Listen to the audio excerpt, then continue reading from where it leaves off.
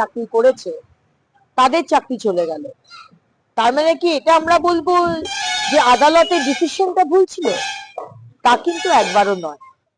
এখানে স্বস্তির কোনো কারণ নেই, কারণ এই মমতা ব্যানার্জি তৃণমূলের সরকার যারা প্রতিটা বিষয়ে চুরি করেছে, প্রতিটা বিষয়ে দুর্নীতি করেছে, এবং ইদানিং দেখা যাচ্ছে যে মরা মানুষের চোখও খুবলে তারা চুরি করে বাইরে মার্কেটে বিক্রি করে দিচ্ছে, তাদের তো লজ্জায় মাথা নিচু করে থাকা দরকার।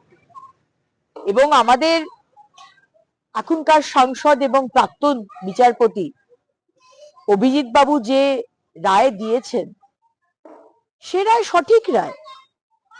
তৃণমূলের সংস্কৃতি আলাদা, কারণ যখনই তৃণমূলের ক্ষেত্রে তৃণমূলের ফরে কোনো রায় হয়নি বা তৃণমূলের হয়ে যদি কোনো রায় হয়ে থাকে যেটাতে তৃণমূলে কিছুটা সুবিধা হয়, সেখানে দেখা যাচ্ছে যে পুরো রাজ্য যেখানে জর্জরিত, চুরি, বিভিন্ন রকমের চুরি, এবং আমাদের সাধারণ মানুষের ট্যাক্সের টাকায় নামি নামি আইনজীবীকে ভাড়া করে মমতা ব্যানার্জি এবং তার সরকার বেশি সময়টা কাটান আদালতে। কি করে বাঁচবেন? চুরি করেছেন, তারপরে কি করে বাঁচবেন? সুতরাং যদি লজ্জা থাকে, একটু যদি লজ্জা বেঁচে থাকে, তাহলে স্বস্তির